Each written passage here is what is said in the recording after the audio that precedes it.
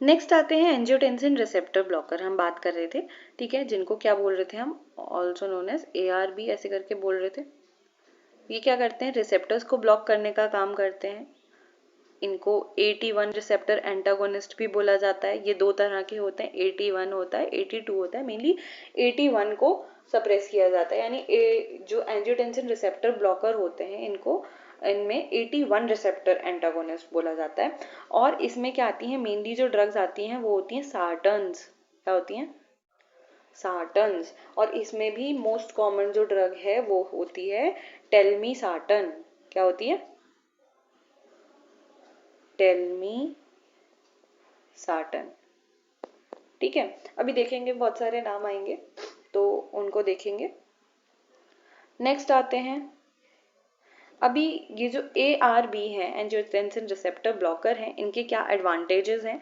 तो ये एस्थमेटिक्स में सेफ हैं। ये क्या करती हैं, ये कफ वाली चीज नहीं करेंगी, ठीक है। जैसे हमने एस इनहिबिटर्स में देखा था, वो क्या कर रही थी, कफिंग करा रही थी। ये क्या है, ये कोई कफिंग का जो सिम्टम है वो नहीं देती हैं। डायबिटिक्स में इनको यूज किया जा सकता है, पेरिफेरल वेस्कुलर डिजीज में इसको यूज किया जाता है, प्रिवेंट पोटेशियम लॉस, ठीक है, पोटेशियम लॉस को प्रिवेंट करती हैं। No hyperuricemia, no rebound hypertension. Rebound hypertension का मतलब है कि अगर ऑन विड्रॉल, अगर ये ड्रग को लेने के बाद थोड़ी छोड़ा जाता है, ठीक है, इसका विड्रॉल किया जाता है, तो वापस से हाइपरटेंशन नहीं हो जाता। हाइपरटेंशन को क्योर करती है ड्रग, ठीक है। अगला क्या है, कफ एंड डिस्गेसिया। डिस्गेसिया मैंने बताया था, alter taste sensation is absent in ARB। Advantages over ACE inhibitors दिखाए कि एस इनहिबिटर्स से कैसे ARB अच्छे हैं। तो ये क्या करते हैं, कफ और डिस्गेसिया नहीं कराते हैं। Other side effects are also less. दूसरे साइड इफेक्ट्स भी कम है in comparison to ACE inhibitors. Like ACE inhibitors and ARB में कॉज हाइपरकैलेमिया कर सकते हैं। ARB is also fetopathic. ये ड्रग भी प्रेगनेंसी में कॉन्ट्राइंडिकेट की जाती है, ठीक है। आगे चलते हैं।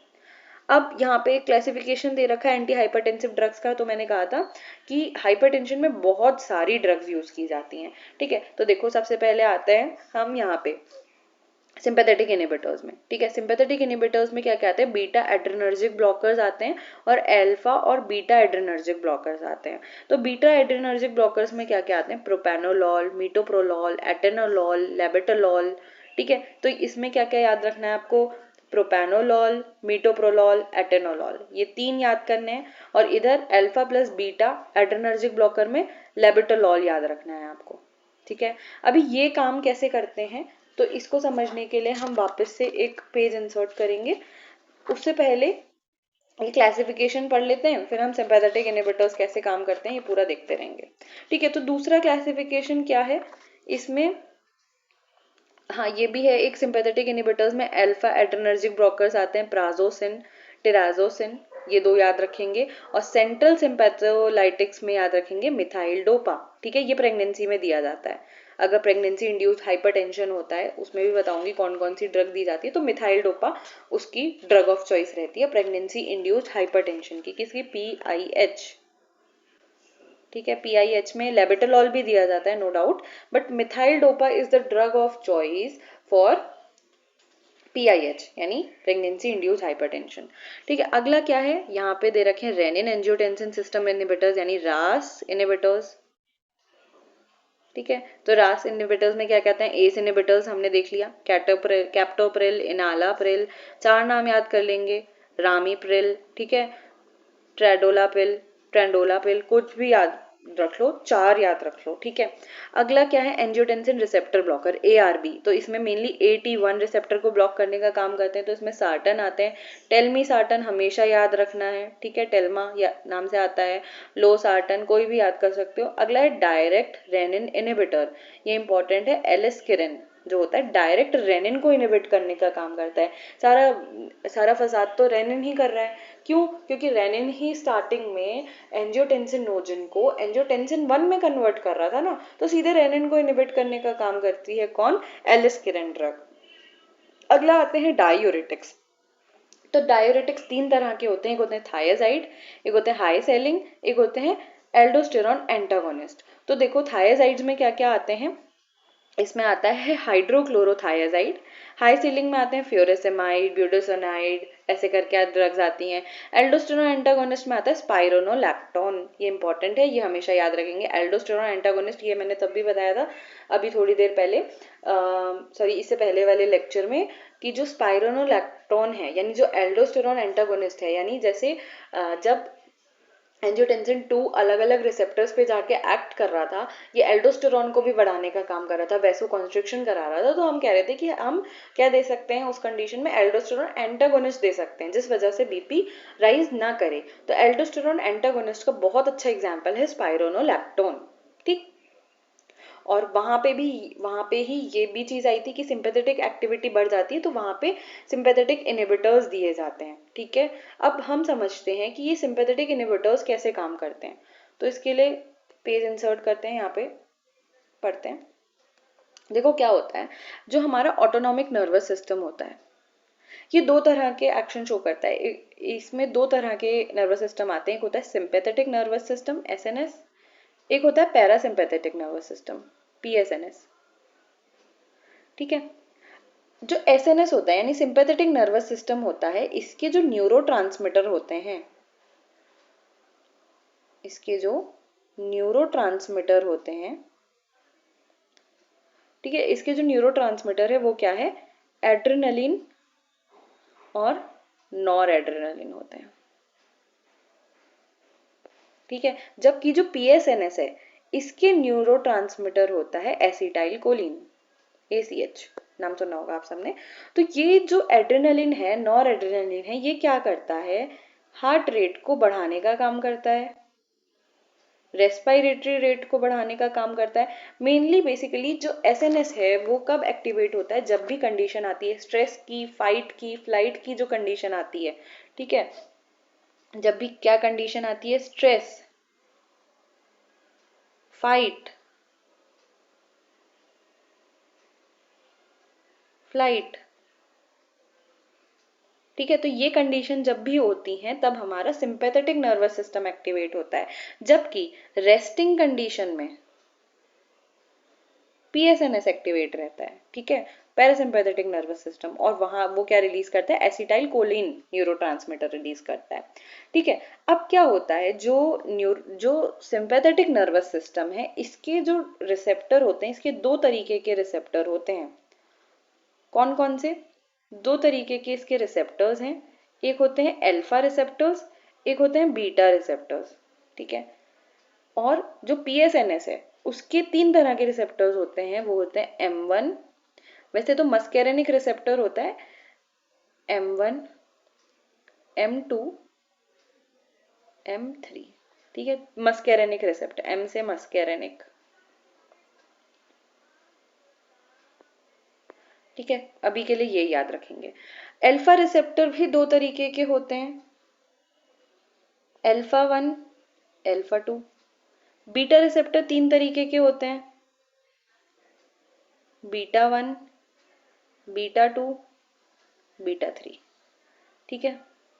अब क्या होता है, जब सिंपैथेटिक एक्टिविटी बढ़ रही है, सिंपैथेटिक एक्टिविटी बढ़ रही है यानी सिंपैथेटिक नर्वस सिस्टम एक्टिवेट हो रहा है, न्यूरोट्रांसमीटर रिलीज हो रहे हैं, एड्रेनलिन, नॉर एड्रेनलिन, और कंडीशन है फियर की, फाइट की, फ्लाइट की कंडीशन है, स्ट्रेस की कंडीशन है।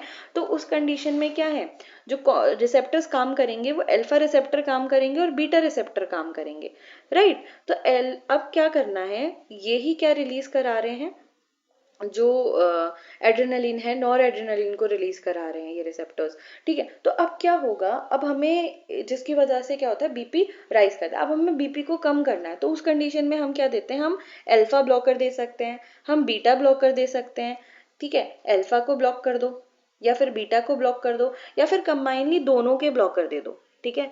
तो हम क्या क्या दे सकते हैं, अल्फा ब्लॉकर दे सकते हैं, अल्फा ब्लॉकर, ठीक है, सॉरी, बीटा ब्लॉकर दे सकते हैं, तीसरा हम अल्फा प्लस बीटा यानी मिक्स्ड ब्लॉकर दे सकते हैं, ठीक है। अभी बीटा ब्लॉकर जो है, बीटा ब्लॉकर में भी बीटा 1 ब्लॉकर आ जाता है, बीटा 2 ब्लॉकर आता है, नॉन सिलेक्टिव बीटा ब्लॉकर भी आ जाता है, कि वो दोनों तरह के बीटा रिसेप्टर्स को ब्लॉक करने का काम करता है, बीटा 1 भी बीटा 2 भी। तो वापस से आते हैं हम यहाँ पे।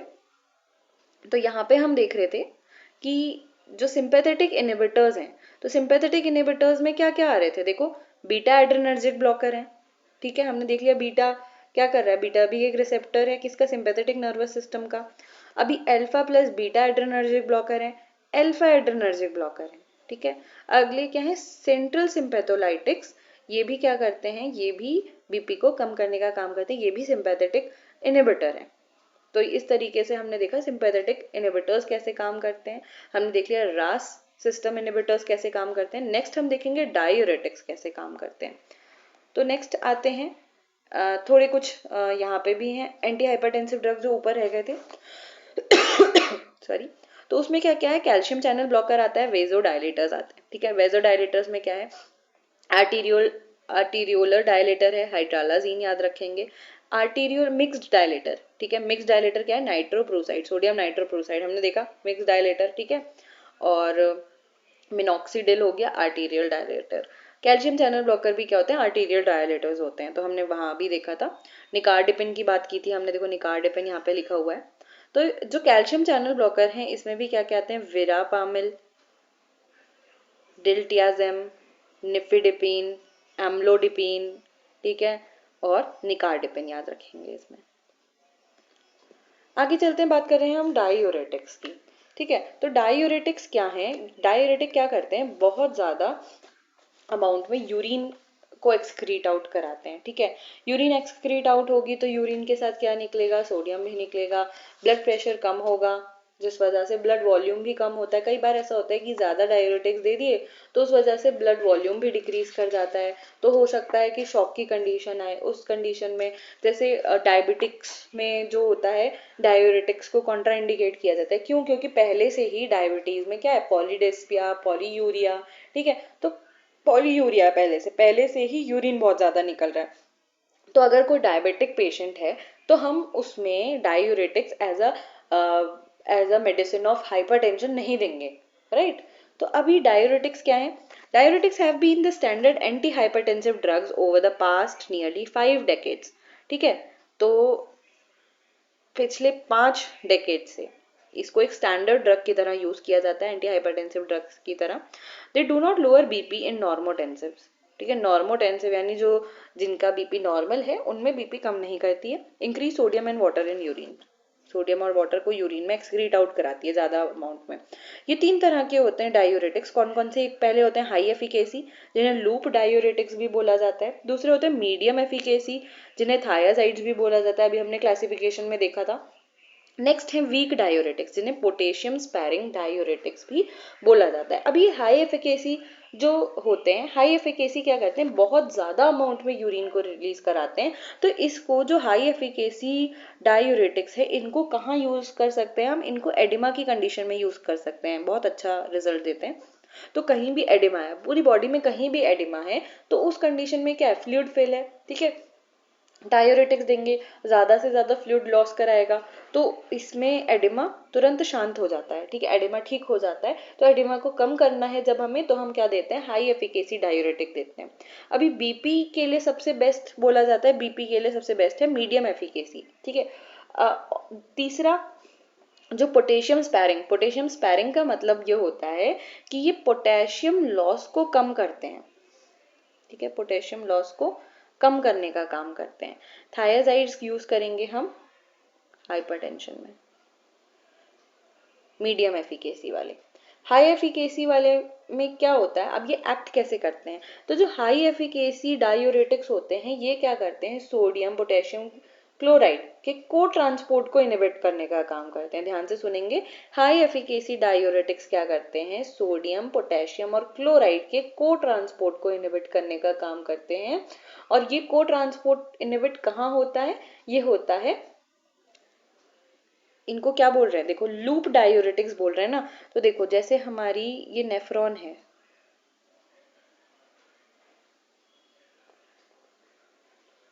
ये लूप ऑफ हेनले है, तो ये आ गया डिसेंडिंग, ये आ गया असेंडिंग लूप ऑफ हेनले। तो ये जो असेंडिंग लूप ऑफ हेनले है, यहां से क्या करते हैं, ये सोडियम पोटेशियम और क्लोराइड, इनके ट्रांसफर को इनहिबिट करते हैं, इनके जो को ट्रांसपोर्ट है उसको इनहिबिट करने का काम करते हैं।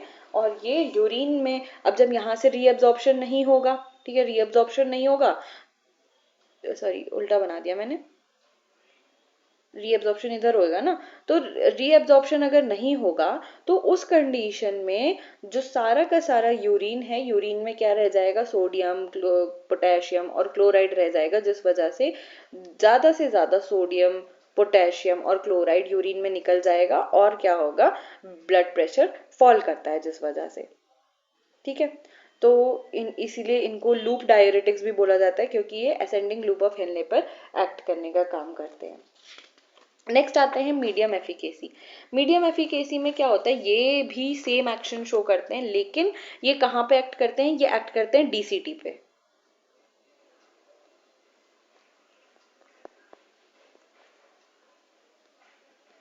तो देखो ये आ गया हमारा लूप ऑफ हेनले, ये हमारा डीसीटी और ये हमारी कलेक्टिंग डक्ट। तो ये जो मीडियम एफिकेसी हैं, जो थायजाइड्स हैं, वो डीसीटी पे काम करते हैं। तो डीसीटी में ये क्या करते हैं, इनहिबिट करते हैं को ट्रांसपोर्ट को, सोडियम क्लोराइड इनके, ठीक है। इस वजह से भी क्या होगा, एब्जॉर्प्शन रीएब्जॉर्प्शन नहीं हो पाएगा सोडियम और क्लोराइड का, और सोडियम और क्लोराइड यूरिन के साथ पास आउट हो जाएंगे, ठीक, जिसकी वजह से क्या होगा, ब्लड वॉल्यूम डिक्रीज करेगा, सोडियम कंटेंट डिक्रीज करेगा, कार्डियक आउटपुट कम हो जाएगा, पेरिफेरल रेजिस्टेंस कम हो जाएगा, बीपी भी फॉल कर जाएगा। नेक्स्ट तीसरे क्या हैं, पोटेशियम स्पेरिंग है, जिन्हें वीक डायूरेटिक्स बोला जाता है। ये भी क्या करते हैं, एंटी हाइपरटेंसिव एक्शन शो करते हैं। ये ज्यादातर थायजाइड के साथ दिए जाते हैं, ठीक है। और इनको पोटेशियम स्पेरिंग भी बोला जाता है। तो पोटेशियम स्पेरिंग का क्या मतलब है, ये जो बाकी दो थे ये क्या कर रहे थे, पोटेशियम को भी एब्जॉर्ब करने से रोक दे रहे थे, रीएब्जॉर्प्शन रोक दे रहे, यानी पोटेशियम को भी क्या करा रहे थे, एक्सक्रीट आउट करा रहे थे। बट जो वीक डायूरेटिक्स हैं, पोटेशियम का लॉस होने से रोकते हैं, ठीक है, पोटेशियम लॉस को कम करते हैं, ठीक है। तो डायूरेटिक एक्शन तो दिखाएंगे, but no loss of potassium is seen in case of weak diuretics. Next आते हैं uses of high ceiling diuretics. अब हाई सीलिंग डायूरेटिक्स यानी कि जो हाई एफिकेसी यानी लूप डायूरेटिक्स हैं, उनका यूज कहाँ कहाँ किया जाता है, तो वो देखते हैं। तो सबसे पहले आते हैं हाइपरटेंशन, ये तो हमें पता ही है, हाइपरटेंशन में यूज किया जाता है, indicated in hypertensive emergency and hypertension in association with renal failure. अगर ये वाली कंडीशन है तो उसमें हाई सीलिंग डायूरेटिक देंगे, ठीक है। मैंने बताया कि हाई सेलिंग डायूरेटिक हम एडिमा वाली कंडीशन में देते हैं, जब हमें बहुत ज्यादा ब्लड लॉस कराना है। लेकिन अगर बहुत ज्यादा बीपी बढ़ा हुआ है, अर्जेंट वाली कंडीशन है, अर्जेंसी वाली कंडीशन है, तो उस कंडीशन में भी हम क्या करेंगे, हाई सेलिंग या हाई एफिकेसी डायूरेटिक्स देंगे या लूप डायूरेटिक्स देंगे, ठीक है। गिवन इन ब्लड ट्रांसफ्यूजन में दिया जा सकता है इसे टू प्रिवेंट वॉल्यूम ओवरलोड। अगर वॉल्यूम ओवरलोड हो गया है, अगर ऐसा हो गया है कि ब्लड ज्यादा ही ट्रांसफ्यूज हो गया है, बहुत ज्यादा ओवरलोड हो गया है, बॉडी संभाल नहीं पा रही है, तो उस कंडीशन में हम हाई सीलिंग डायूरेटिक्स यूज करते हैं। एडिमा की कंडीशन में, ये तो मैंने बता ही दिया, ड्रग ऑफ चॉइस है इन एडिमा, ठीक है। पल्मोनरी एडिमा, कहीं का भी एडिमा हो, हम डायूरेटिक्स प्रेफर करते हैं। डायूरेटिक्स से क्या होगा, जो जितना भी फ्लूइड है, एक्सेस फ्लूइड बढ़ जाएगा। क्यों, क्योंकि यूरिन आउटपुट बढ़ जाएगा, यूरिन आउटपुट बढ़ता है, ब्लड वॉल्यूम कम होता है, कार्डियक आउटपुट कम होता है, बीपी फॉल कर जाता है। आगे चलते हैं, तो पहला डायूरेटिक हम देख रहे हैं जो कि है हाई सेलिंग डायूरेटिक। इसमें क्या आता है, इसमें आता है फ्यूरेसेमाइड, ठीक है। फ्यूरेसेमाइड क्या है, रैपिडली एब्जॉर्ब होता है orally, excreted unchanged in urine, dose इसकी रहती है 20 to 80 mg, ओडी इसकी डोज रहती है। और पल्मोनरी एडिमा में 40 to 80 mg तक हम जा सकते हैं। लेसिक्स नाम से आता है, बहुत कॉमनली इसे दिया जाता है। नेक्स्ट आते हैं ब्यूमेटेनाइड। ये क्या करता है, ये इंड्यूस करता है वेरी रैपिड डायूरेसिस को इंड्यूस करता है, वेरी रैपिड डायूरेसिस, और 40 टाइम्स मोर पोटेंट है देन फ्यूरेसेमाइड। जो हमने इससे पिछली ड्रग देखी उससे भी 40 टाइम्स मोर पोटेंट है ब्यूमेटेनाइड सॉरी। तो ये क्या करता है, partly metabolise and partly excreted unchanged in urine. Dose इसकी रहती है 5 mg oral OD in morning, 5 mg IM या IV इसको दिया जा सकता है। नेक्स्ट है टोरासेमाइड। तो इसको ये क्या है, 3 टाइम मोर पोटेंट देन फ्यूरासेमाइड। तो फ्यूरासेमाइड से ये दोनों ही ज्यादा पोटेंट है, लेकिन मोस्ट कॉमनली हम जो देखते हैं वो यूज किया जाता है लैसिक्स ही यूज किया जाता है, फ्यूरासेमाइड ही यूज किया जाता है। रैपिडली एब्जॉर्ब्ड ओरली, ये भी ओरली रैपिडली एब्जॉर्ब होता है, यूज्ड इन एडिमा में यूज करते हैं, इन हाइपरटेंशन यूज किया जा सकता है। डोज इसकी रहती है 100 mg BD रहती है रीनल फेलियर के केस में। नेक्स्ट आगे चलते हैं वीक डायोरेटिक्स। ठीक है, तो वीक डायोरेटिक्स में क्या क्या आते हैं, एसिटाजोलामाइड, मीथाजोलामाइड और इथोजोलामाइड। यहाँ पे दिखा भी रखा है, देखो एसिटाजोलामाइड की जो डोज है वो रहती है 250 mg OD या BD रहती है। ठीक है, ये भी ओरली बहुत अच्छा एब्जॉर्ब होता है, यूरिन में अनचेंज्ड एक्सक्रीट हो जाता है। ठीक है, आगे हम इसके यूजेस भी देखेंगे क्या क्या यूजेस रहते हैं। तो जो एसिटाजोलामाइड है उसकी डोज हमने देख ली। मिथाजोलामाइड की 500 mg TDS दिन में 3 बार देते हैं। इथाजोलामाइड 50 to 200 mg पर डे इसकी डोज रहती है। ठीक है, यूजेस इसके कहाँ कहाँ हैं, तो जो वीक डायोरेटिक्स है इनको कहाँ कहाँ यूज करते हैं, इनको ग्लूकोमा की कंडीशन में यूज किया जाता है। तो देखो ग्लूकोमा की कंडीशन में भी क्या है, जो इंट्राऑक्यूलर प्रेशर है या इंट्राऑक्यूलर टेंशन है वो बढ़ रहा है। ठीक है, जिसकी वजह से वो क्या कर रहा है, आगे को बल मतलब आगे को फोर्स अप्लाई कर रहा है। तो उस फोर्स को कम करने के लिए, उस एक्वस टेंशन को कम करने के लिए हम क्या देते हैं, डायोरेटिक देते हैं, जिसकी वजह से वो टेंशन कम हो जाता है। ठीक है, एक्वस ह्यूमर का फॉर्मेशन कम हो जाता है। ठीक है, नेक्स्ट है परसिस्टेंट एपिलेप्सी। तो अगर एपिलेप्सी की कंडीशन है उस में भी हम क्या करते हैं, उसमें भी हम डायोरेटिक देते हैं। अब क्या होता है, एपिलेप्सी क्यों होता है, जब भी हमारा नर्वस सिस्टम ओवर रिएक्ट करता है। एपिलेप्सी एंटी एपिलेप्टिक ड्रग्स मैंने पढ़ाई है, आप लोगों को पता होगा अच्छे से। तो जब भी हमारा नर्वस सिस्टम ओवर रिएक्ट करता है तब एपिलेप्सी होता है। तो हम क्या करते हैं, CSF को कम कर देते हैं। ठीक है, डायोरेटिक्स देके तब तो क्या होता है, न्यूरल कंडक्शन कम हो पाएगा, जिस वजह से जो एपिलेप्सी है उसके अटैक्स भी कम हो सकते हैं डायोरेटिक्स देने से। अगला है एम्फाइसीमा। एम्फाइसीमा क्या होता है, इसमें रेस्पिरेटरी सरफेस जो होती है वो डिस्ट्रॉय हो जाती है, जिससे क्या होता है, जो गैसेस का एक्सचेंज है वो प्रॉपर नहीं हो पाता है। तो जो डायोरेटिक्स हैं, जो वीक डायोरेटिक है, ये क्या करता है, ये स्टिमुलेट कराता है रेस्पिरेटरी सेंटर को, और जिससे कि क्या होता है, जो CO2 रिटेंशन है वो कम हो जाता है और अच्छे से एक्सचेंज हो पाता है। अगला क्या है, टू एल्केलेनाइज यूरिन। यूरिन को एल्केलेनाइज करने के लिए, यूरिन का पीएच रेज करने के लिए क्या यूज किया जाता है, डायोरेटिक्स, वीक डायोरेटिक्स को यूज किया जाता है। अगला है पोटेशियम स्पेरिंग डायोरेटिक्स। तो मैंने इसमें कहा था, ये याद रखना, ये एल्डोस्टेरोन एंटागोनिस्ट है। इसमें क्या आता है, स्पाइरोनोलैक्टोन आता है, ये आपको याद रखना है। नेक्स्ट आगे चलते हैं, complications of high ceiling diuretics and thiazide. ठीक है, तो इनके कॉम्प्लिकेशंस क्या हैं, तो इनके कॉम्प्लिकेशन क्या है, ये पोटेशियम को क्या कर रहे हैं, पोटेशियम का भी लॉस करा रहे हैं। तो हाइपोकैलेमिया हो सकता है, पोटेशियम की डेफिशिएंसी हो सकती है। Potassium sparing diuretics are more convenient in correcting hypokalaemia. ठीक है, क्योंकि वो क्या कर रहे थे, पोटेशियम के लॉस को रोक रहे थे, पोटेशियम को एक्सक्रीट नहीं करा रहे थे। अगला क्या हो सकता है, डिहाइड्रेशन हो सकता है, ज्यादा ही वाटर लॉस करा दिया। GIT एंड CNS डिस्टर्बेंसेस हो सकते हैं, टेम्पररी हियरिंग लॉस हो सकता है। ठीक है, तो कई सारी कॉम्प्लिकेशंस हैं डायोरेटिक्स की भी। आगे चलते हैं, इंडिकेशंस ऑफ हाई एफिकेसी। अब कहाँ कहाँ इसके इंडिकेशन है, कहाँ यूज कर सकते हैं, तो हाइपरटेंशन में इसको यूज किया जाता है ऑब्वियसली। CRF यानी chronic renal failure, chronic renal failure में इसको यूज किया जाता है। रिफ्रैक्टरी CHF, ठीक है, कंजेस्टिव हार्ट फेलियर जिसे बोला जाता है, तो उस कंडीशन में इसको यूज किया जाता है। नेक्स्ट आता है डायूरेसिस में इसको यूज किया जाता है, एडिमा डिक्रीज करता है।